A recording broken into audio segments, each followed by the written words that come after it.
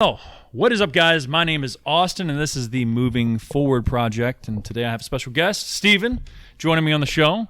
What's up? How's it going? It's going well. Thanks for having me. Yeah, thank you for driving out here. And the point or purpose of this show, real quick, to give any new listeners and old listeners that I haven't done a show in a while, is to bring like-minded individuals on there, people out there trying to create more than they're consuming, and then people that are just trying to do cool shit. And I remember, as I was thinking about this show coming up with you, was why I sort of gravitated towards you. I know a friend of mine have recommended me to follow you or check you out, and because you were creating content and whatnot, because I typically like to look for people that are creating some type of content.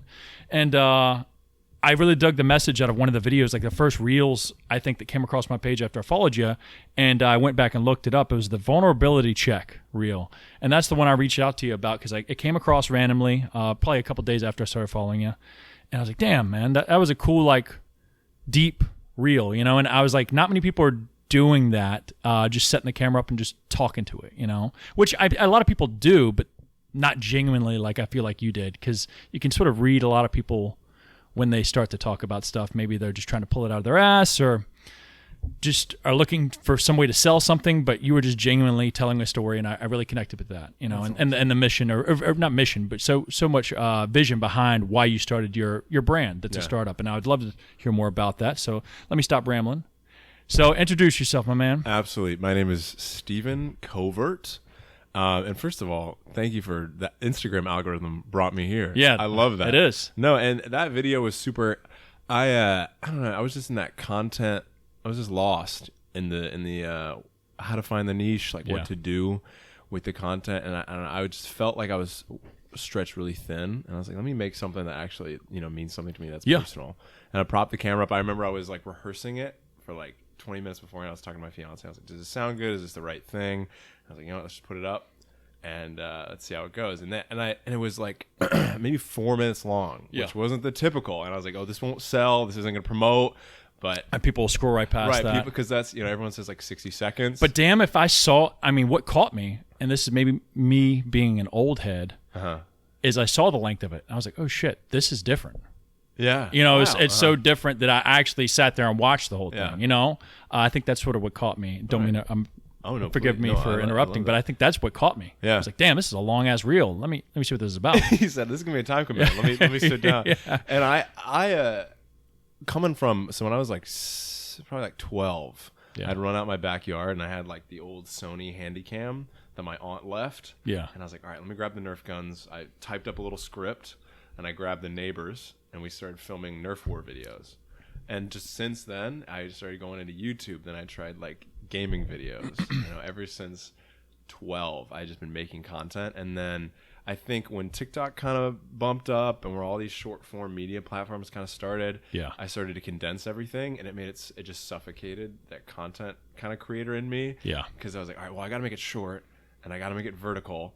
And there has to be movement every time the song changes. Yes. And I started to just lose the fun in it. Like I've always loved making videos, and they're always long and just like casual. And then once the rise of, well, this is what you got to do, and it seems like there's this rule book. There is, but I also think there's something to being original or genuine. So absolutely.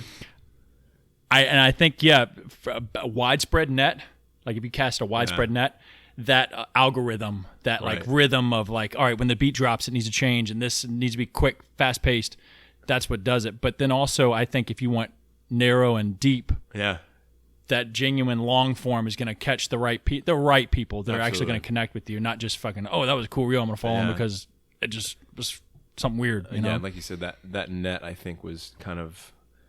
It was taken over I was just like, all right, well, let me reach as many people as possible. Yeah. And once I realized, it wasn't like a marketing scheme, but I was like, all right, if I'm just genuine, the quality of people, like you said, will be much greater than the quantity. And we sold out the shirts, Iron Therapy Club. I saw that. We did it. So with Iron Therapy, when did that process start as like, all right, clothing brand? When like how long ago was that, the inception of the idea? I would say it was about 5 months ago. Okay. I was in the Chester YMCA. Yeah. And I was like, it was before I started my bodybuilding prep for my show. And I was just sitting there. I was like, man, because like I said, I was just done with content. The videos were just tedious. They would, and I mean, my own fault because I was quantifying how good they were based on views. Yeah. So none of them were performing, and I was like, I must be bad at this. And I was just talking to a friend of mine, and I was like, what can we do to get this message across about this clothing brand? And it was more of like we talked about supplements, which I definitely admire about you. You took that off, and he was just like, dude, well, let's just make clothes. And I was like, I don't know anything about making clothes. And he said, let's try it. So then I went through the whole research process, Googled everything there was to know about starting a brand, where to find the manufacturers, how to, do all the different things. And I just started as I was prepping for the show. I think that like consistency with, I mean, as mundane as it sounds, just like cardio. I was like, all right, cardio's done. Let me do some clothes research. Yeah. Workout's done. Let me talk to some manufacturers. And like those two processes went hand in hand, and they both just developed together. Because I'll be the first to admit, like I start projects every week. And they all end the next week. Yeah, I'll get like this creative idea. I'm like, everybody does. Yeah, I'm like this is it. I just, I'm gonna go out and buy a drone because I really want to do drone videography. Lasted about 2 weeks. Yep. I did one Airbnb video because I tried to do real estate. Yeah. And I was like, oh, that was fun. I did one and it sunk. But I think just the parallel between the bodybuilding prep and the clothes, and it was just like, because there'd be like the you know this, like there's the stops on the road, like the sample was terrible. Yeah. I was like, but I was like, let me keep going. I'm still doing this prep. Let's see how things go. Sample 2 was great. I was like, okay, we're getting somewhere. Created the account along with the prep, and I think I just kind of continued to draw people in with the journey. Yeah. And then once I was finished with the prep, I was like, all right, let me really dive into what this clothing brand means to me, and here we are. Dude, I love to hear it because I think a lot of people need to hear that story of how simple it is. As it's easier said than done for sure to start something, but nobody knows what they're doing when they're starting anything. No, absolutely not. Clothing, supplements, whatever. The greatest people you look up to that have created something worthwhile or huge that you're like, damn, I want to create something that cool. Yeah. They start off not knowing anything. Most people weren't, I'm sure some people out there, a small minority of them, are given like a good blueprint to start off of. But most people, it's trial and error. No, it is just doing it. And then also realizing those speed bumps are going to come, those hurdles in the road of like, oh man, this sample sucked, or oh man, I sunk $200 into samples and we still aren't making any money. How much further do I want to go into this? But as long as you just don't quit, it's going to work out, and you'll figure it out. You'll be frustrated one day, but as long as you just keep it moving forward, per se, and just quit tomorrow. You know what I'm saying? Quit tomorrow. Don't quit today. Yeah, absolutely. And like you said, like I think the biggest takeaway. So doing the prep, I credit a lot of things this year to that prep because it was something that we had a bad day or something, like didn't finish the cardio, felt super bad about it, showed up tomorrow, did the cardio. Next day cardio wasn't great. Next day did the cardio, and then by the end of it, it all paid off. And it was like each day wasn't as great as the next day, but we still came in and clocked in. And I kept that mentality with the shirts, and I just slowed everything down, and I didn't feel the need to complete it tomorrow. Yes. And I was like, all right, sample 1 was bad. We'll come back tomorrow. Fixed sample 1. Sample 2 was really, really good. And I was like, oh man, this is just, and then it was just slowing down and realizing this is going to take a really long time. Yeah. And we're going to have to just do these small steps. Increments. And dude, imagine now that you've been this far, I'm getting excited because I've been through some of the same similar parallel journeys, I guess, with sampling and creating something from scratch. But realizing that, hey, if it's that tough for me, it's tough for everybody else, And so whether you're thinking about competition and or just people that have done it before you, it's just like, hey, keep showing up, keep betting on yourself, and as long as the intent is there, there's some type of passion behind it.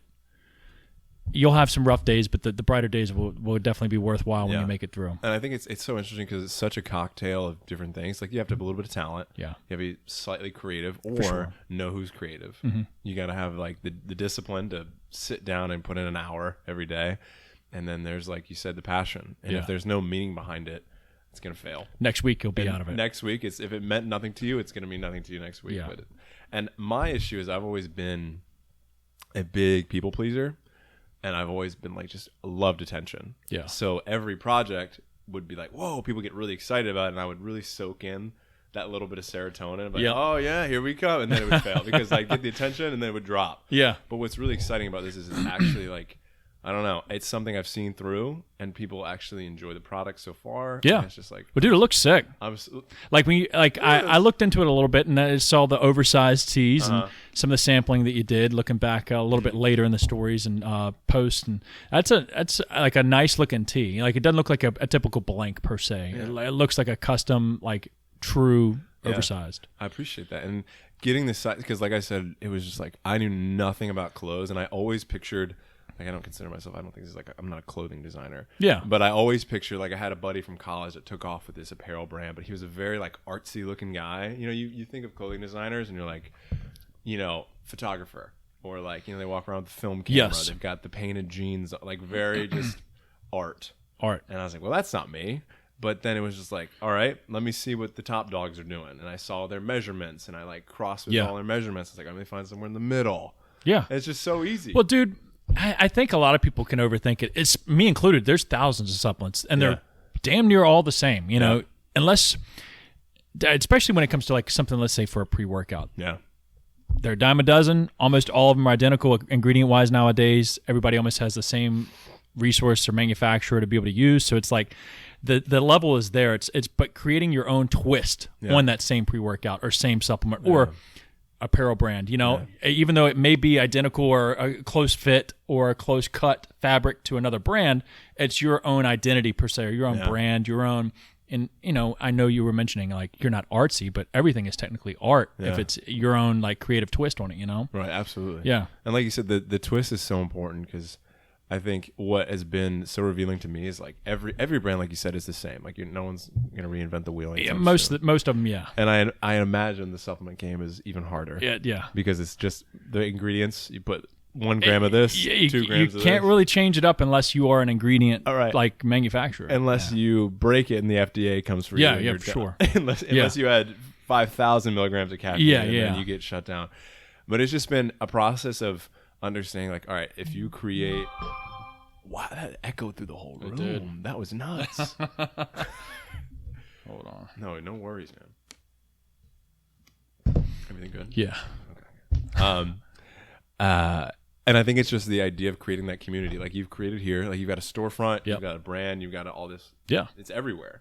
And that's what I've been kind of learning. It's like your clothes can be exactly the same and there's a fitness brand starting every 2 days.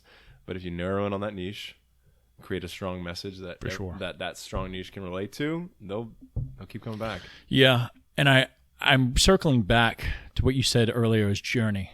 You know, bringing people along for a journey. And I had a previous episode talking about how, you know, moving forward, I want to create or bring more people along for the journey, whether it is hard days and the good days, you know, showing people whether it be YouTube, vlog style, or just picking up the story, you know, picking up an IG story and, you know, talking about something. I think creating a journey definitely helps. And, you know, whether it be a physical journey like your bodybuilding competition, it gets people involved. They get to sort of root for you and see the passion you put into it. So I think that's cool that you already realize that a lot of people starting stuff they just, hopefully I can slap a name or a logo on something that'll sell. Yeah. For your friends and family, for sure. But, you know, creating like long-term. Initial barrier. It's always, your mom bought it. Yeah, for sure. Yeah. Yeah, I mean, but that is the initial. Your friends are hopefully, if you do have friends, like real friends, are going to support you, and that's awesome. But you know, to create something, I guess, more long lasting than just that, you have to create a journey or a mission, or you know, some type of thing to people to grab onto. Yeah. So you can be different. Exactly. Have that twist. People are relating to the human experience. That's right, dude. Absolutely. With that vulnerability check, man, what were you going through with that? And I don't mean to like circle back so far that we've dove into so many other topics, but you mentioned anxiety and stress. You know, I get that, and sort of having your image relating around lifting with, I guess, maybe social media per se. But what are some of the things that you sort of worked through yourself to sort of find your way out of all that stress, or like those days of not wanting to leave your room, I guess you were sort of mentioning, or going and just having these like full-blown panic or social anxieties? What are some things you worked through to sort of overcome those? Because I'd love to sort of hear about that. I'm sure people would love to figure out ways to maybe do it themselves. And I think, so going back, so the whole, the arc or the origin of the brand. Yeah. So I was, you know, in college, very, like I said, people pleaser, very outgoing, very just charismatic. I loved the gym. That was pretty much all I did. Where'd you go to college? Liberty University. Okay, cool. Yeah, cool. And like I mentioned in the video, I just had this big panic attack, and it was just one of those moments where it was like the next 2 years, like I mentioned, like I don't know how much you want me to go into this. No, I was just, dive. I was, as every hormonal 19-year-old, I was browsing, looking for porn. I was really lonely one night, and I think it just set these images in my head, and the next 2 years I was suffering with this just like identity crisis. Like that you felt like your life, was it an image that you saw, or was it like, man, my life has come to me looking at porn in my bedroom? Yeah, I think it was a little bit of both. Okay. I think it was just all of that just overwhelming just stimulation on this website and all these images I'd seen. It almost became, like I said in the video, just like a bank of images in my head, and just like these social interactions. It was almost like a minor case of OCD, like I mentioned in the video, just would come up. Yeah. And then I would fester on those thoughts, and I would put my identity into that thought, and like, man, I'm such a negative person, et cetera, et cetera. And, just the identity I put in what people thought of me started to... So you think people knew that you were like a avid porn watcher per se? No, I think I just became so deprecating off of that my own, like, I just crumbled from within. No one knew was the thing. I was just like very outgoing, very charismatic, and I loved the way people thought of me. And I went to the gym. I thought I was like the king of the gym, and all these things that used to work started to fall flat. And I was like, man, what is going on? And I realized just the identity I put in all these things were going to fall as quickly as they came about. Yeah. And I'm a big follower of Christ, so that was the big thing for me, was just replugging into that Christian community, like I mentioned in the video, and just realizing that there's more to it. Yeah, dude. I mean, this used to be called the All or Nothing Show, and we would literally dive into anything. It was literally all or nothing. Please. But on the topic of porn, I definitely can agree. Not that I've had like weird images or weird scenarios to where I've felt. I do think porn has its I don't know how to term it, but like its own like. Obviously, it's not the greatest thing to get involved with a lot. No. You never get anything positive out of it. No, yeah. And I definitely think people who can fall into that rabbit hole or loop of like going a little deeper down the rabbit hole of it and just relying on it stimulates. I don't know. I try myself. This is the show. It's like, I try myself to stay away from it. Yeah, like, absolutely. Because you can get the urge, just like, something. Let me look something up real quick, But it's like, nah, let me dodge that, because that's only, I don't know, it's just creating a false expectation. Yeah, I guess so. That, and then also it's just like after you sort of look it up, most of the time it's like, I don't feel that great after that. Yeah, and that, dude, I'm glad we're diving into this. Breaking all the barriers. But absolutely. And for me, it was like, I think I had found myself in such a dark hole that I was like, okay, this depravity of the fact that these things are in videos, like this is what I'm seeing. I was just so deep in it, and then like you said, you finish it, and you're just like, what am I doing? Yeah, who am I right now? And I think it just like my brain just like leached onto those images and those thoughts, and I just like compared myself to that, I guess, dark part of things. I was like, man, what am I doing? Yeah.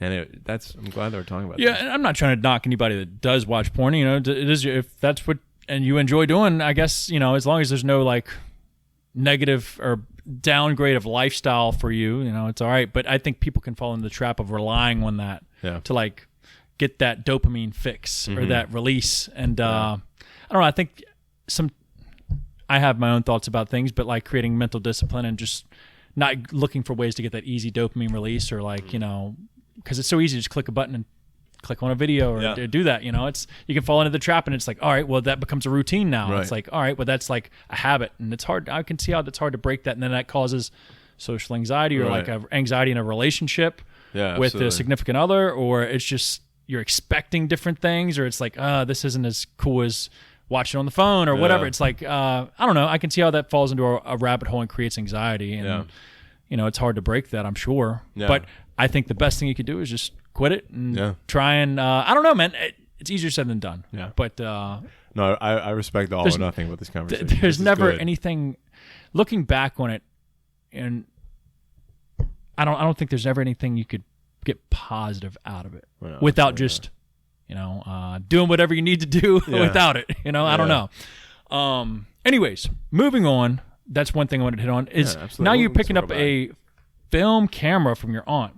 I noticed that you've been filming for some time on some of your YouTube videos. I dug into a little bit of your YouTube. Yeah, and you'd been filming for some time, man. So you just picked up the camera, wanting to film just your friends doing anything or just particular skits or what? Like, obviously, some of your most recent videos are very, very good. Like I guess your main video that popped up as soon as you click on your profile, which is like your day of show video. That's a very good video. Thank you. Yeah, very good. Yeah. And I started digging in. I think it showed me a few older videos right after that. And I was like, okay, dude's been filming for some time. Yeah, dude. So what made you pick up the first camera besides the Nerf wars? Did you have any other intents with it? So being a youngest child, I'm going to go real far back. I'm going to rewind. I've always been an entertainer. So there's this huge age gap between me and my other siblings. So there's my brother. It's not huge. Brother's like 32. Okay. Other brother's 30. Sister's 27. And I'm 23 now. Got it. And it was like one of these things. I was like, okay, I really want to tell stories. Ever since I was little, I was writing short stories. Very much. I wanted to write a book. And I picked up a camera, and I was obsessed with YouTube. Every Christmas came around, I wanted like the new. Did you ever have like a flip HD camera? Do you remember those? It's like a little square, like a little cylinder. No. I mean, I know what you're talking about. I had a camcorder pretty much. Yeah. Yeah, absolutely. It had a swing out window, but like it had like tape in it, like actual tape. Yeah. So I had one of those too. And then, I don't know. I started making those videos with no intention of anyone seeing them besides my friends and my buddies. So we would record them, splice them together in Video Maker Pro HD, whatever was free. And then it started translating into high school. I was in like a journalism class. We'd have projects. I was like, oh, I'll do it. I'm pretty handy with the camera. I started doing like yearbook stuff. I started doing a lot of photography here in Richmond with like local models or different organizations. Came to college, kind of let it off a little bit, but post-college took it back up as opposed to doing like little skits in college. And I worked with some NFL people, followed them around, did some content for them, started podcasting myself. Pump the brakes. Yeah. So how did you get introduced to these NFL people? Did you reach out to them and say, hey, let me film you for the day for free or what? Or did you know somebody? I had been, so at Liberty, I had a very big Instagram presence, I guess. I was always making little skits, little videos. So my stuff was everywhere. It was right in your face.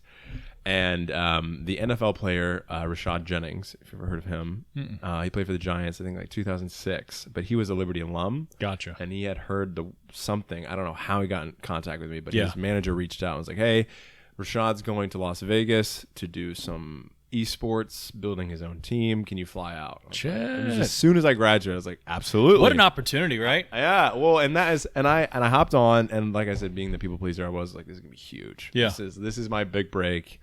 And I wasn't really passionate about it too much because it was just like one of those things like, oh, I'm working with NFL players. It would be really cool to tell people. Went down there, worked with him. Coolest experience ever. Met. Are you big into like football? Not really. Oh, well, I met a ton of. I was gonna name drop. You're more than welcome to name drop, but I probably wouldn't. No, but So met a ton of really good names that just became really good connections. Came back, and that was it. There was no more work. Worked for him for 2 weeks, and then I was like, oh man, I really got to do something. Yeah. And then I just continued to make it a hobby. Like I said, doing the drone stuff, doing the video stuff. Worked for small businesses around here. But that's really the dream, man, is making content for small businesses, and we're still working on it. Yeah. Well, does your brother help you out? Who else sort of shoots with you a lot? I feel like you have somebody in your Instagram pictures a lot and or videos. Yeah. Is it your fiance that maybe holds the camera a lot? The fiance does it a lot. She's the best. It used to be, so I had a roommate. His name is Liam. He's the greatest guy ever. He would film our podcasts. Okay, he was very good with the camera as well. But lately, it's just been me and the fiance or the buddies who come by. Yeah. But I just love it, man. I love editing. I love producing. I love throwing it on YouTube. Well, it shows. Like I said, your videos were pretty good on YouTube. I just myself film and just simple edits. But no, that was very engaging, and it was very cool to watch the whole experience of the day. There's something special about coming back on it. Like I knew that if I didn't film, regretted it, I'd come back like, man, because you get stressed. You're like, oh, I don't want to film it. And I don't have time for that, but I need to focus on this. I really should do this because I could see afterwards. And I understood the value of, because like, you do things and there's part of you that really wants to experience it. And then I was like, how can I turn this into content? Of course. A little toxic part of your brain that's like, how can I put this on the feed. I definitely agree. But I mean, is it toxic or is it just like you're just trying to, that's the name of the game now. Yeah, absolutely. And I think it's it's a blurred line between really enjoying something and popping the camera out. But I was like, okay, I need to really document this because this is like a really interesting perspective into the time, because I was super hungry. I just got a puppy. I just got engaged. It was my first show. I was like, all right, I really want to document this. Put it on TikTok. Yep. Do the 9. And that was one of the reasons why it kept me really focused. Because when I started the prep, I posted a video. I was like 245. I was a thick dude. I saw it. And I was like, all right, if I put this on the internet and I you tell got people, to finish it. and I know a lot of people like my fiance herself. She's like, I hate that idea. I don't want anyone to know I'm doing it. I'm gonna do it for myself. I'll do it quietly. But I was like, all right, if I let as many people as I know, they're aware and they're on board this, and if I fail, it's. But I was like, all right, so I have to. I put that video. I propped it up in my window, and I did like the. I saw the front double. I did the one. The one that pops in my head is the belly. Yeah, the belly clap. Little belly clap. And part of me, I was really proud of myself because when I put that video, I was like, okay, I know in 4 months I'm gonna come back and do these same blow that away flexes, and it's gonna look so cool. Yeah, it was a cool transition from that to the stage. No, and I'm so glad I actually finished. Yeah, I would have had this before video, and be like, oh, it's like what? Yeah, yeah, and that was the cycle I was stuck in. Like I would always like leading up to it, I would do these little diets. I'd commit for about a week, fall back into it. I would justify it. I would rationalize it. And I'm like, I'm doing okay. We'll get there. But I was finally like, okay, I want to lock in. I want to do something that I can be proud of, that I can use all these God-given gifts, all these talents, and just go for it. And I saw someone on TikTok. He had done this crazy transformation. I reached out. I was like, hey, that was awesome. Did you have a coach? And he's like, yeah, man, reached out to this guy. So I hired this guy. We started like a 4.5 month prep, 65 pounds. Dude, I was going to mention that. 65 pounds. It was nuts. So talking about stress and anxiety, tell me your thoughts. For me, it would cause high stress and high anxiety to get that big. Originally. Get that big. To 240 some pounds. Because I've always been I've kept myself. I'm not saying I'm always in shape, but like I never let myself like. There's a time where I got to like 212, 215, I think years ago, and like I was still trying, like fighting to not, like I was like, I don't want to be this big, Yeah. And I can only imagine like knowing intentfully, hey, I'm getting as big as I can before I do this cut or prep. Do you usually sit around 245 or what? Well, and that's a funny thing. Like, think getting to 245, I had no idea. Like, I didn't really know where you were going to end up at. I just kept the thing. I was so like, I guess, naive and ignorant, because I was like, I feel like I'm eating well. I feel like I'm training hard. And I think it was just like an insecurity, like a very self-image thing. I was like, okay, like obviously I'm not where I want to be, but I don't think I'm that big. Yeah. But I was like, I'm going to do the show. Because it came to the point where I just like looked at myself. I was like, man, this is a lot of weight. And I didn't know how I got there, because I felt like I was doing everything I could. Yeah.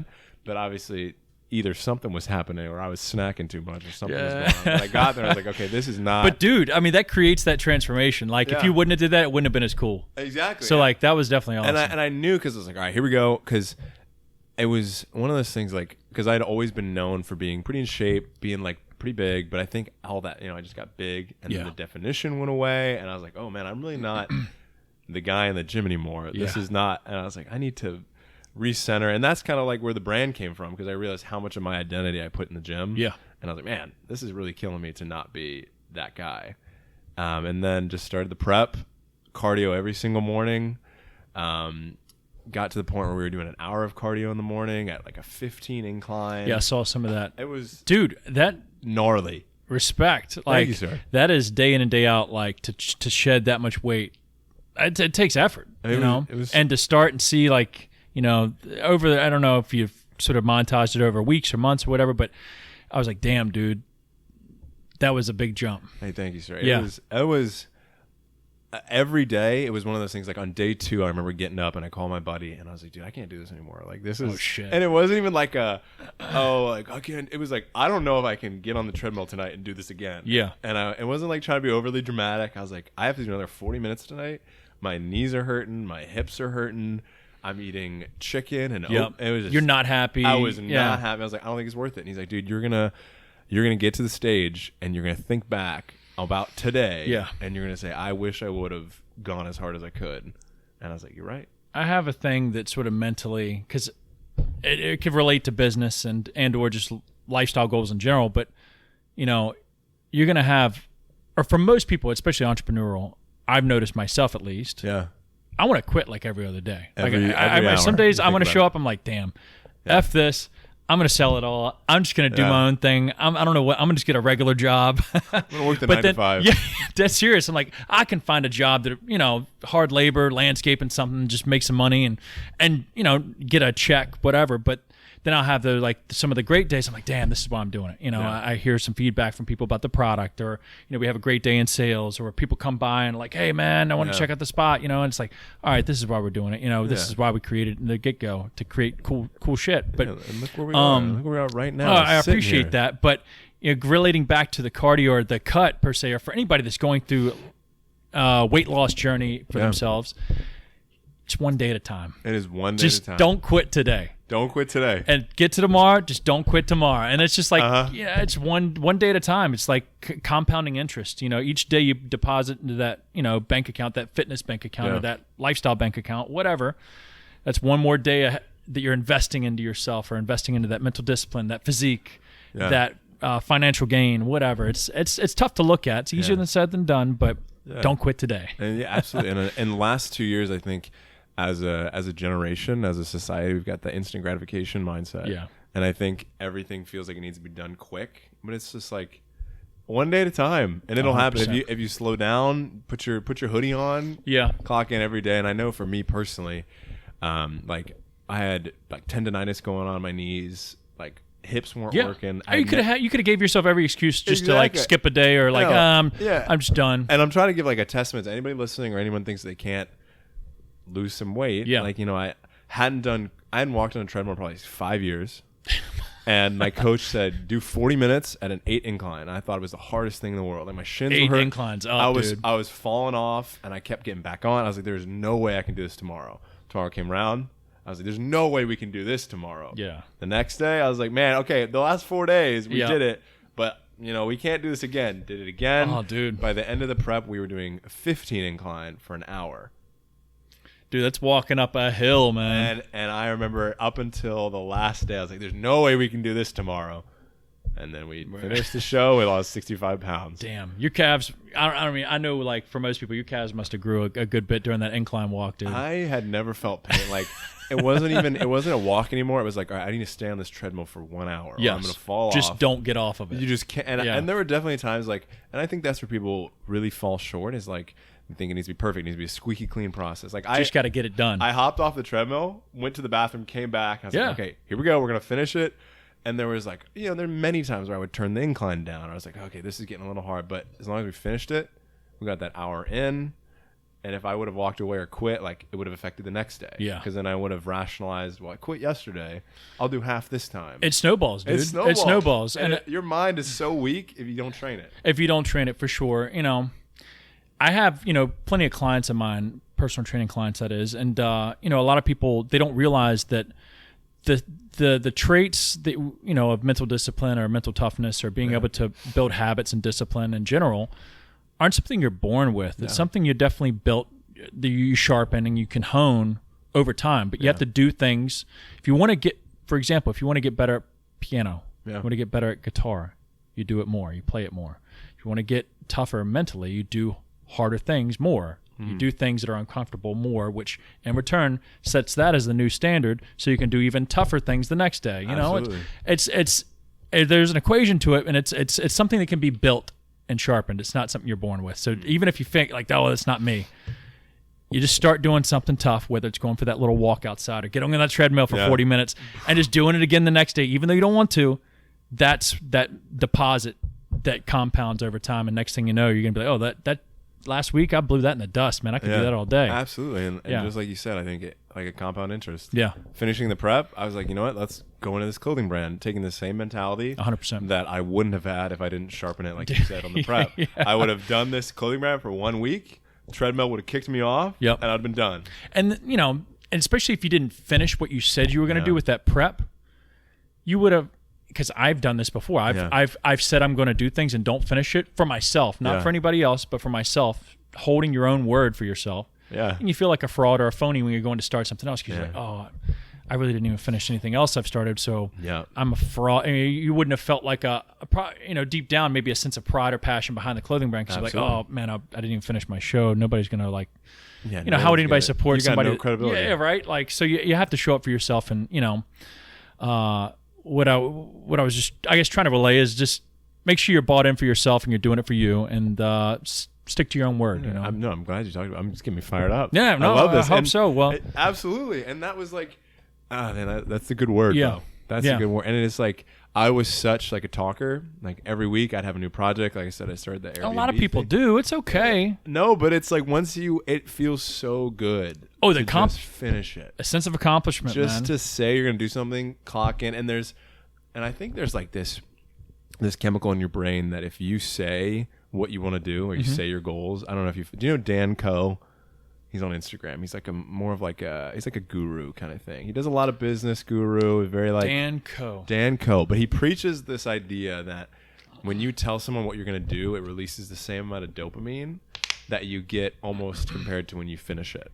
Yeah. So that was convicting to me because I was going around telling me, like, man, I would love to do this, or I have these big aspirations. But when you actually clock in and do it, I think you end up telling less people. Oh, 100%. And it feels so much better. Yeah, well, I mean, definitely. And I mean, you got the supplements going. Yeah. How does that feel? It's some days great. Some days I'm like, hey, screw it all. But I mean, overall, man, I don't give myself. I don't know, man. I feel like, when I say this, I almost think of it as in like, man, everybody probably feels this way. So why do I need to explain it? But deep down, I don't ever really give myself a lot of gratitude or look back. Yeah. Like of where I came from and where we started. And that saying of like you used to wish for the things you have today, or you used to wish that you'd be in the spot you were today 5 years from now or 5 years earlier or whatever. And I never thought I would get to a spot where we'd have our own warehouse, our own office and gym, because we started out of our apartments, 2014, 2015. And it's I'm not the type to look back and be like, damn, I've come a ways. I'm always like, man, I'm not doing enough. Yeah.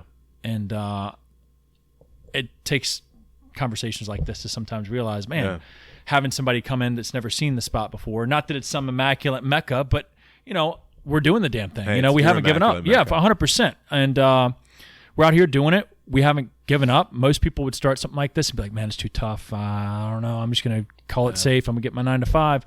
As long as you don't quit, man, it's one day at a time. One day at a time. And I'm sure you can attest to this, but it's like, I mean, I talk like I have this, this big clothing brand. We sold 75 shirts. But dude, I mean, you're further off than a lot of other people that just make it an idea and never even get it to an actual product. Yeah, so that's why obviously I had you on. And I'm sure like you can attest. I think the way we get burnt out is expecting something, like seeing some kind of expectation that might never happen. Like you may never build a huge gym, but you may touch 15 people's lives, change their lives completely, and you can die and be like, man. That's definitely the transition I've had. Yeah. I'd say like the past 2 to 3 years, my mind has gone from like, all right, how are we, obviously it's a business. It needs to pay its own bills. It needs to have revenue coming in so it can create new products, inventory, whatnot. But, it's more so like, all right, now I get much more enjoyment from hearing people's reviews or feedback or having people like tell me a good story about how a product helped them or how training has helped them, that hits a whole lot harder than any like big order day for real. Yeah. For real. Mm-hmm. Amen. Moving on. Talk to me. Iron Therapy. Talk to me. What is your big, I know you just started it 5 months ago, and I just realized that now, so this might not be or this could be a loaded question. I'm ready for it. Vision with Iron Therapy. Do you have something in mind, let's say, bigger than just the next 6 months, the next year, something bigger than that? Do you see anything, or you don't have to? No, I see, like, the running, and this hopefully will stay the same forever. So like I said, being a Christian, follower of Christ, I created this brand to, be almost like a mouthpiece for people that are like-minded, for people that have a testament to share or a story to tell, or like kind of like mine. Yeah. I would love, just the other day I had my buddy and I came into the gym, we were wearing these shirts. Someone walked up and he's like, "What does that mean?" And we looked at him and was like, "Oh, the brand?" He's like, "Yeah, tell me about it." And we were able to share what we believed, share our faith, and it was just like this wherever we wore it, people are like, what does that mean? And they're like, well, let me tell you. That's where I would love it to go, to create this community of people that are willing to share their faith, willing to talk about Jesus, willing to share that message. And if that's all it comes, boom. Yeah. But I would love to, like, on a more practical sense, sweaters, hoodies. Yeah. I don't know. Well, next question is jumping to 2023 goals. What's your like next maybe drop looking like? Do you have anything in the works that you're currently working on that maybe you could tease? Yeah. So every time I wake up, there's new ideas. Like my brain's just always scattered on doing different things. So we're working with a graphic designer right now. We're gonna create. So one of my favorite brands is Dark Sport. I've heard of them. I've heard of them. Don't have any of their clothes, but their marketing is crazy. I've never seen their social media or anything like that. They are totally black and white photos. They've got this just absolutely defining wolf that you see everywhere, and every time you see it, like, that's Dark Sport. Yeah. Or there's I love this brand called Iron Willed. They have like a dagger. Those are two brands you need to check out. Okay.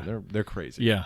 But the next idea is to create a defining logo, and I'm thinking about going with a lion. It's just breaking that first.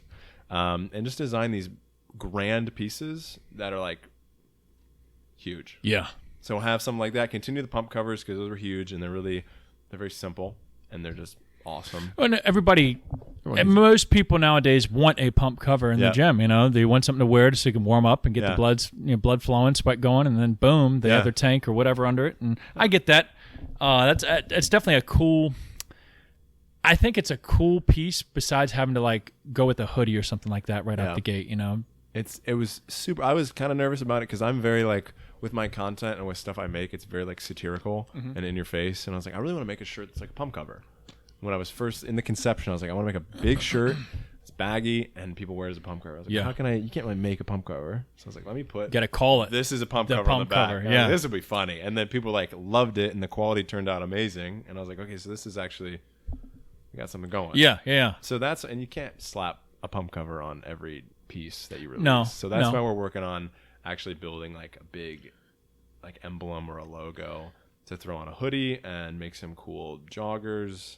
But like I said, sure. I'm new to this whole clothing game, so it's a really slow process. Yeah.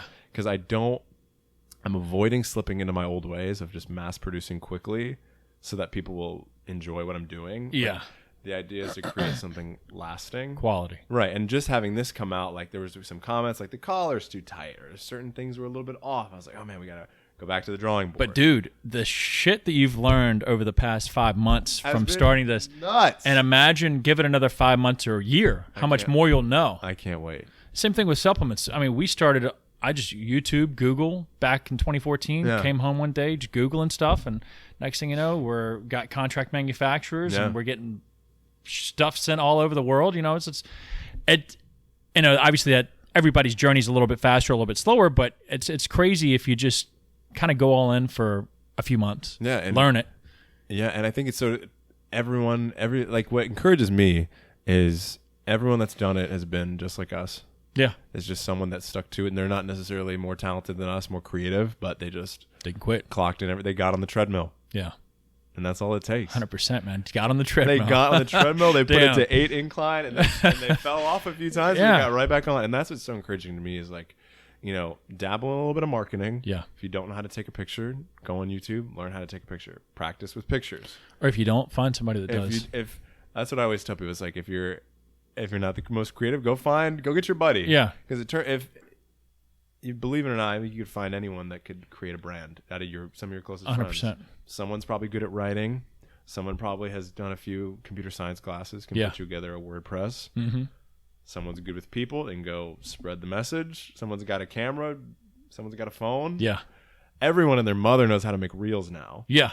So if you got a cell phone, you can take care of the marketing. Yeah. And we live in such an age where anything can be marketed. Like 100%. You could take this white wall, take a video, add some audio, get seen by like 1,000 people. Yes. That probably converts into 7 buyers of a $40 product. Yeah. Make another one, keep coming back, put a little bit of vulnerability into the next one, start building a community. For sure. Share your message, create a narrative. Yep. You got a brand. Yeah. It is that simple. But I think a lot of people, they overthink it. Yep. They just don't take that first step, or they don't put that first foot on the treadmill. They don't lace up the Hokas. They don't put on the Hokas. Bro, my Hokas post-show, there's like a rip in them. There's like a tear. Yeah. We showed up. Do you run at all? Not at all. No. Damn. So you did all like steady state cardio for that? Steady. It was, so the actual cardio was, so by the end, it was an hour, 15 incline, 3 minutes at 3.5 miles per hour, 2 minutes at 4 miles per hour. Jeez. Yeah. So I don't know about steady state. But like you were moving. We were putting probably 140 to 160 beats per minute. Yeah. Continually. It was thumping. It was thumping. Beating feet. And as a big boy, there was some thuds on the treadmill was making some noise, I'm sure. And by the end of it, our cheekbones were just sunken. Man, have you ever competed? Yeah, I've competed twice. What'd you do? Bodybuilding both. Awesome. First time I competed 2013, and then competed in 2018 as well. Now, can we break this on the news? Austin, are you natty or not? Not natty. No way. Well, I mean, right now I just take testosterone. But when I competed my first time, I had taken a good bit of PEDs, and then the second time I was still, I think, only took testosterone for my second, and I looked better. Yeah. Much better and bigger. I was like 15 pounds up for my second show in 2018. And you were taking less? And I was taking less testosterone than I currently take right now. I didn't mean to break that on the... No, I've told it many times on the podcast. No. Yeah, absolutely. I'm very transparent about it. I've been taking testosterone since I'm 23. Yeah. It's almost 10 years. Wow. Yeah. There's always part of me that's like thinking about like... well, I mean, for a guy, I don't condone it for anybody, especially being as young as you are. I was 23 when I first started. So looking back, I wish I didn't. Yeah. I wish I pushed the envelope a little bit longer naturally to try and just gain weight, eat more, train right. I wasn't eating enough to grow really when I first started. And I wasn't training. I mean, I was training pretty hard. I was training with a few bigger guys that obviously introduced me to that dark side. But a few bigger guys. Yeah. We don't speak of them anymore.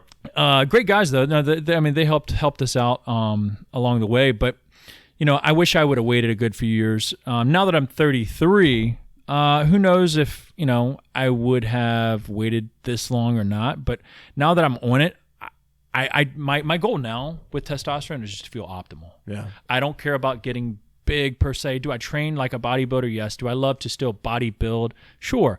But I'm not trying to be some competitive bodybuilder. I just want to look my best. I want to be that guy that's like, damn, that dude's 33 and he looks that fucking good. When I was looking at your Instagram, thank you, man. 33 thank you. Looks that good. Or when I'm 35 or 40, I'm crapping on the other 35, 40-year-old guys. They're like, damn, that dude's 40. He looks like that. He's still humping, like, damn, he looks good. So my overall goal, hopefully now, is more so longevity and just feeling optimal. Yeah. But back when I was 23, man, I was like, hey, I'm trying to get swole. Yeah, I've definitely thought of that. We've been training since I was 15.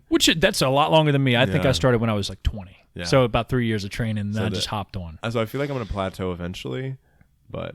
Yeah, I mean, dude, you're in no rush. Like we were just saying, taking your time, realizing there's a long game, just showing up, putting in the sweat equity, and realizing, hey, once you get to a point where you feel like, hey, I've tapped out, or I want to level up, or I just want to make sure I'm optimal. You can always get your blood work to see how that looks. And currently, I do have a prescription for it. But when I was first started, it was just all underground, buying it in the labs. Yeah, the labs. From the big guys. Yeah, but yeah. So, and I think a lot of people would watch this, especially being younger.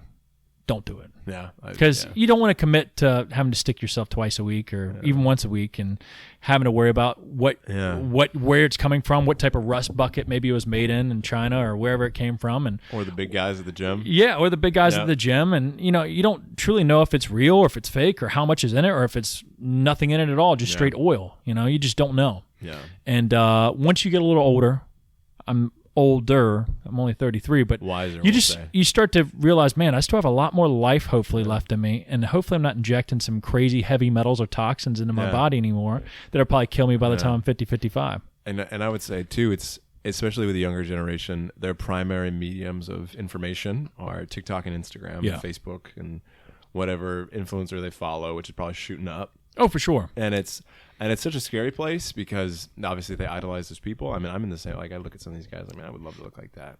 And they always preach the quickest ways to hop on the sauce. Yeah. But we never see what happens down the road. You never do. We never see what they do, how much work they put into it, if they see a doctor. It's just like so many variables. And it's unfortunate that it's kind of still taboo. It's gotten better. You know, the transparency, of people using steroids or PEDs. You know, some are, but let's say like 5 or 8 years ago, 10 years ago, none of these pro bodybuilders would ever claim, oh, nope, don't touch it. Nope, don't touch it. Yeah. And it's like, man, if you were only more transparent, you know, there's maybe some of these younger minds, which everybody still is going to want to be their best or be as big as they can, so they're going to take it. But what I'm saying is just realizing, hey, that's not the natural way. You won't, I mean, I guess comparing yourself to people that aren't natural is it could be very... It's a scary place. Yeah, scary and negative, you know? So then you start to just look at yourself like crap, and you're like, man, I'm never going to be anything unless I get on shit. Yeah. And that's not the case. And I think it comes back to the expectation. For sure. You set that standard that they project of those guys that are juiced up. I mean, I know personally, it was very motivating for me when I was younger. I never thought I think it was a healthy way. I was like, I would love to look like them. So I kept training. Yeah. And I never was like sad when I didn't. But I think definitely now there's just so many people that look so good that you think it's the standard. Yeah. And I think there's a lot of naturals that you know, for example, I have a few people that I know that are still natural and look great. Yeah. Probably look better than me. And it's crazy that, you know, most of these people are looking for the shortcut and or the easy way, or not that it's easy, you still have to work for it when you take that stuff, but it's a lot of physiques out there are possible natural as long as, you know, giving it time. Yeah. And, you know, putting in some effort, you know, with your diet, sleep, recovery, and training. Yeah. But yeah, it's not for everybody, but if you're looking to obviously be the best, you got to do what the best do. And I saw a post today kind of going off what you said. It was like, people like claim bad genetics or they're not doing something, or it's like if you take 2 years to just optimally maximize your nutrition, work out hard every day, sleep well, and you're still haven't improved, which is highly unlikely. It's like then you could start thinking about it. But like refine the everyday things before you 100% take the extracurriculars. 100%. And that's even with supplements. I try and relate that people, like, not that supplements and steroids are anything the same, but, you know, if you aren't covering creatine. Yeah, that's steroids, right? Right, son? That's what everybody's dads thinks, creatine, steroids. But, you know, if you aren't covering your basics of sleep, food, your 9 ancestral tendencies. Yeah, if you're going outside and with your shirt off in the sun, if you're walking with your feet out. sunning your butt. But anyways, to the leaves, then you'll be fine. But your food, your sleep, and your training, like the supplements aren't going to work for you. Yeah. The steroids aren't going to work for you. You know, it takes effort, it takes willpower, it takes discipline. Yeah. You know, so get it or get gone. Yeah. Do you have following on that? Like, I don't want to keep going, but like, are you thinking about making some protein? I would love to. I was thinking about the other day. I was like, is there a Gym Flow whey protein? There is not. And for everyone listening, I'm not just saying this because, you know, Austin and I are best friends now. He sent me the pre, and I have, like I said, since I was 15, have been taking pre-workout. Yeah. Who knows what that's going to have in the long term? And maybe me too. That's where the anxiety's probably coming from. Some of it. I have been trying pre-workouts since like Nitroflex had like yohimbine leaf in it. Do you remember back in the day? That made me feel some type of way. Yeah, yohimbe's pretty wild. Yeah, and then I tried all these different things, and I've, like I said, coming off the show, we talked to this off camera. I'm just hooked on caffeine, and I took your pre, and I will say it was one of the best lifts I've had in a long time. I don't know how much beta alanine's in that thing, but I was itching. Oh yeah, no, we got a good bit. I was itching. My brother, who was not even lifting that night, just wanted a little pick me up. Yeah. He's like, "Can I have some of this?" And I was like, "Dude, take a scoop." Yeah. He was wired. Damn, dude. I had a phenomenal, squat up. I had a phenomenal hammy and glute day. Damn. Taking 2 scoops of your what's the green? Is it just Gym Flow pre? So it's all or nothing. That's right. The lime is all or nothing, and then the pump is just straight. It's called pump. It's super good. Yeah, thank you, everyone man. listening, go. It's worth it. Thank you, man. I appreciate that. I loved it. I mean, I don't want to. I watch a lot of shows where they just talk about their own products, and I don't want to come across that. But when we created Gym Flow, this wasn't solely to make money on Hank. That was to create our own products that we would want to take. Yeah, you know, that was the main goal. And when we started doing that, next thing you know, we started giving it to friends at the local gym where we went to in Gold's Mechanicsville, and like, yo, y'all should make this, and we'll buy it from you. Yeah. We're like, okay, well, at least that'll cover a cost of our own product so we can make our own and have free pre-workout. Next thing you know, we were selling enough to where we're like, well, shit, this is a business. Yeah. Like, people are loving it. Let's create more. So that's when we took it off into like actual contract manufacturing and found manufacturers and whatnot. But the whole intent from day one is to create products we would want to take. Yeah. You know, so I want to perform optimally. I want to be my best. That's the only shit I want to take. Yeah. You know? So hopefully other people feel that way about it too. I love and the taste. Yeah, thank you, man. That Polar Ice. Yeah. It tastes just like, it tastes better than Gatorade. Dude, the blue Gatorade. I appreciate it. Yeah, that's our spinoff on is trying to get as close to that as possible. It was incredible. Thank you, man. So I appreciate that. that. Took a long time. If you love that flavor, you mentioned the orange sherbet, which hopefully we'll have back sooner than later. But for it. We're having our intro workouts sort of come back into stock, sort of tiering coming back into stock. And our wildest product or flavor so far is what's called our homemade lemonade intro workout Overcome. And if a lot of people that might watch this that know me know that product, and we haven't been able to keep it in stock since we started creating it. It would just sell out, units. And there's none here? None here. I haven't had it in like 4 months here. And it's been tough to get it back. Has it been selling out the shelves? Yeah. Jeez. So like 6 weeks we should have it back. And I have a feeling that it will immediately sell out again. They probably will. I'm going to buy it. I hope so. I appreciate that. Get a couple of them. That one's a wild product of ours just because the flavor's so great, and it's a very versatile product. So you could use it intra workout, long day, just want to get extra hydration or recovery in it. So this is a great product. And with that's huge right now with those hydration drinks. Yeah. So that's perfect time. 100%. Yeah. I mean, not to say we were first to come out with a hydration powder, but the aspect of having recovery and hydration added to the both of it with added blood flow ingredients and stuff like that, I feel like it was the first of its kind. And a lot of people lately have been hitting me, Austin, what could I get that would sub that out in the meantime? I'm like, I don't know. Like, got nothing wrong. I mean, it's literally a product of its own. Yeah. So what is in it that does that hybrid so well? We have all essential electrolytes in it. So very bioavailable electrolytes that are in it. So your body is able to absorb it a lot more better than, or a lot more efficiently than other typical generic electrolytes that are out there. And then we also have an ingredient that helps the absorption of that called estrogen. And it's a trademarked ingredient that helps with the absorption of electrolytes, minerals, or other amino acids like leucine, isoleucine, valine, those BCAAs and essential amino acids, EAAs. So we have all 9 essential amino acids in it as well, which make a complete source of protein, or your body sees it as that, so it's able to absorb it a lot easier than maybe regular BCAAs. And then we added an ingredient called citrulline that helps with blood flow. That's the big stuff. So it's stimulant free, but we added beta alanine to it too, so it gives you some tingles. I don't know, man. It's just something that you can risky. just yeah. It was, but people love the itch, man. Yeah. People love the itch. It probably goes back to what we said about the placebo. Yes. They want to feel like they're getting wired up. They want to, and it gets you like almost like you take it midday, it gives you a little pickup, and you're just like, damn, I'm feeling good to go. No caffeine. No caffeine. And we wanted to create something, obviously, all of our other products have been based around performance, output. Now this one is solely based around recovery, rehydrating, refueling the muscle, That's just as important. Yeah, 100%. And hopefully diving into, down the road, something like a protein that would dive further into recovery, something like that. Yeah. But that's a tough product, man. I can't even imagine. Do you have something like, do you do it in the United States or yes. do you overseas? So all of our manufacturing is done in Statesville, North Carolina. Wow. Yeah, and a manufacturer down there. And so we've been down to their facility twice so far to visit it and check it out. And we just haven't had sort of keeping our original products in stock is tough enough of a juggle, and cash flow, balancing that, cash coming in, money going out to inventory, that, the capital of protein, it's such a big product and such an expensive product to make. It's hard to, at least the current situation we're in, it'll be some time to where we'll dive into that.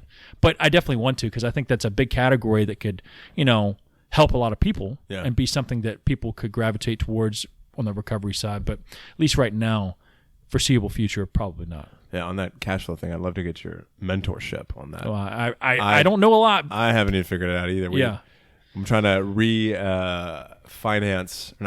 just refund the second drop. Yes. And that's mad expensive. It's mad expensive. It is mad expensive. And at first, man, it's going to be a lot out of pocket. Yep. It will be. And that's for anything or anybody, unless you're coming into money or you have investors. It's going to be a lot of out of pocket up front. Yep. But then eventually you'll either be able to pay yourself back, or it'll be some type of equity that you'll have just sitting there. And I think it'd be so much sweeter. I can't wait. 100%, man. 100% me. 100%. So nobody else has any say so. I don't know, man. I'm excited for you, and I would love to help you out with whatever other awesome. questions you have. Getting off with goals for 2023. Yep. What are some other goals, personal wise, that you have? Absolutely. So I don't know how I predicted this, but I was drinking my coffee this morning with my new Australian Shepherd that I told you about. Yeah. Was barking and biting.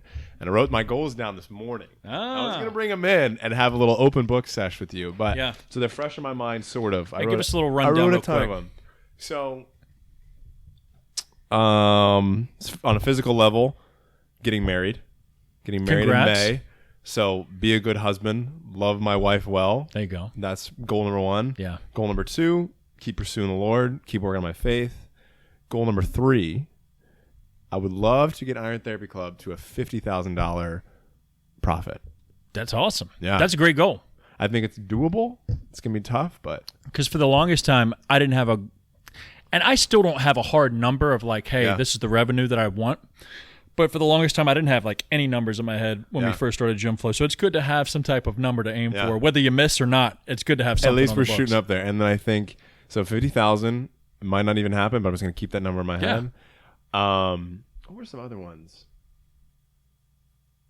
Those were the main ones. I That think sounds there was good to me. offshoots of those I big get that, ones, but yeah. What about you? Tell me about yours. So most of my goals that I have written out so far are more so physical, like goals, not so much like personalized and like I want to be a better listener, Yeah. better. Obviously I'm always every day striving to be a better partner in my relationship with my marriage. But other than that, some of my goals right now is to finish what I tried to start like 2 years ago. A lot of health hurdles and other things that came up for this goal, but 100-mile bike ride. Jeez. Yeah. So I came from bodybuilding. That's my main background. Bodybuilding since I was 20 years old. And I did a summer shredding challenge a few years back. Was it the Alpha Elite one? Yeah, Alpha Elite. Yeah. Like the first one they did, like 2018. That's what got me into that bodybuilding competition. Long story short, did that summer shredding, and the guy that I was doing the diet with was like, dude, you already look great. He was like, you might as well do a show. Like, you've shredded for 12 weeks. You're bone shredded. Let's do a show. It's like, all right, shoot. So I did the bodybuilding competition. Then another year or two later, I met Brock. They started the gym, and I was like, man, I need some type of goal. I always feel like I'm more locked in mentally, like with just everything in my life when I have something to like purpose to like Absolutely. show up every day and like, all right, here's my checklist. This is the stuff I'm doing besides regular business stuff and whatnot. Like I need something to like put more demand on me. And I don't know if you're familiar with her, but Dana Lynn Bailey, you ever heard of her? No. She's a fitness, like Miss Olympia, but like retired though. She did a similar thing, summer shred, but this was like a 6-week challenge. So it was like very quick. I was like, screw it. I'll do it. I'm going to diet hard. I'm going to do some cardio. I'm going to pick up my training because I've been lackluster on that, just going through the motions. And I realized how much that had dialed me back into like goal setting for myself and being like, damn, I need more of a demand on me. Like I need goals just to get uncomfortable. Yeah. And after that, I was like, damn, bodybuilding, even though I love to train it, I just love to bodybuild. So like outside of setting like hard structure and program for my lifting, I need something outside of that gets me uncomfortable. And during that Dana Lynn Bailey transformation challenge, I did the bike, spin bike for cardio almost every day. And every day I realized that I was doing like 10, 15 miles on that spin bike. I was like, damn, I wonder if I could like actually get a bike and go out and do 15 miles like out in the street. So I ended up getting my brother to let me loan one of his like mountain bikes to me. And I hadn't ridden a bike in like 10, 15 years. I was like, let's you screw took it. the mountain bike on the street. Yeah, on the too. streets. And I was just out there, no helmet, no shirt, just out there cruising. And I was like, man, I did like 5 miles. I was like, damn, that felt like much longer than 5 miles. I was like, damn, this is something that's tough or uncomfortable. Yeah. And at the time, Brock, I don't mean to ramble or rant, but Brock had been running what's called the Virginia Capitol Trail, which is downtown in Richmond off of the Canal Street. And that Capitol Trail starts downtown Richmond and goes all the way to Waynesburg. It's a pavement trail, like a car length wide. It's 50 miles one way. And once he told me that, I was like, I'm going to ride down and back. That's the next goal. I'm going to get on a bike. I'm going to train on a bike outdoors to ride from Richmond to Waynesburg and Waynesburg to Richmond in one day. And so far, I started that goal, started training really hard, and then I ended up getting a blood clot. Oh. Yeah. No. Got a blood clot, started recovering from that, and about 8 months later, got another blood clot. This time, pulmonary embolism, so I had a blood clot in my lung too. So the first one was in my leg. And getting COVID right after that. And I was like, damn, dude, I'm just getting hit one thing after the other with training. And next thing you know, I separated my shoulder, fell off the bike, another hurdle, and now I'm back to trying to finish that. 100 miles. You're going to do it, man. Yeah. And you better let me know so I can come by and make some content. I appreciate that. You need to document that journey. Yeah, no, I've been trying to on YouTube and whatnot. Yeah. I haven't picked it up since like a few months ago when I separated my shoulder. That was a down point of my life when, you can't even lift anymore. I'm sure you maybe have gone through things to where it's like, man, I can't do anything. Do the bare minimum. Yeah, and that's my identity was lifting, You have to think at that point. You just sit there in your thoughts. Yeah. And then another goal is to like deadlift 500 pounds. That was another goal that before I got all those injuries, that's something I'd like to do. And just because I just want what's 500 pounds, whatever. Yeah. But outside of that, continue to grow Gym Flow, trying to create more brand awareness within the Richmond community. And that's about it. Well, I know you said there wasn't anything mental, it was all physical, but I think those physical goals definitely, I'm sure it's mentally taxing. Just 500, deadlifting 500 is not just a physical goal, but it's just you're doing it for yourself because of what you've been through. I think that's definitely mental too. Relating back to the bike, and this is hopefully helping anybody else that feels like they don't know what to set a goal for. I'm not a cyclist. Yeah. I'm forcing this. You're hopping on the treadmill. Yeah, like dead serious. I am not. I just started out of a whim. I was like, damn, this is something that's tough. It's uncomfortable.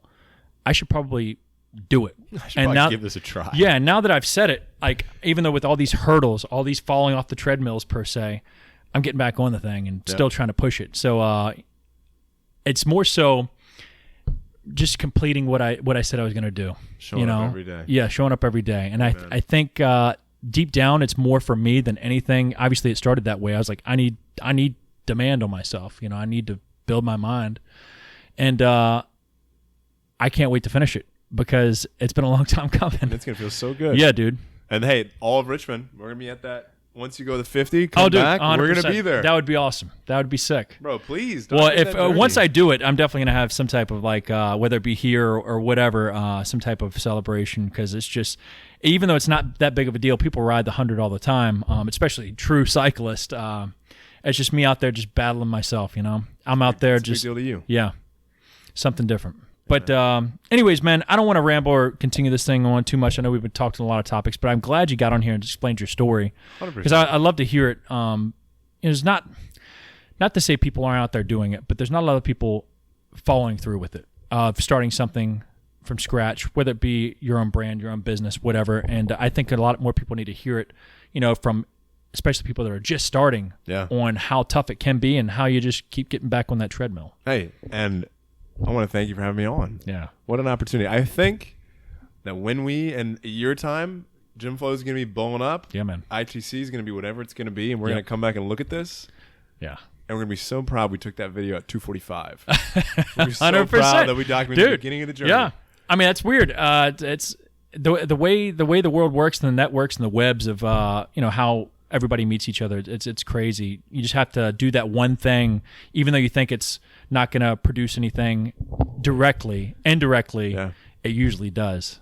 Everybody I've met through Gym Flow has usually been through something they've either posted or something that was so like indirect that I was like, we reached out and connected. It's weird how the way the world works now. Yeah. I think it's a perfect system. Yeah, man. If I hadn't posted that video, for sure, somehow you wouldn't have found me. No, we wouldn't have had this relationship. Of course, we wouldn't have this talk.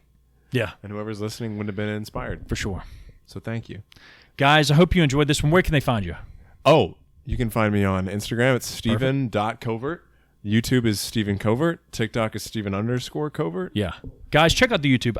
It's definitely it's good content. Definitely check it out. You put a lot of effort into it. I can tell. And thanks for having me. And I appreciate the story, man. And hopefully, guys, if you got any value out of this, you feel like you learned something, it made you think a little bit, or it made you take action on something you've just had on your mind for the past few months and you just weren't sure about.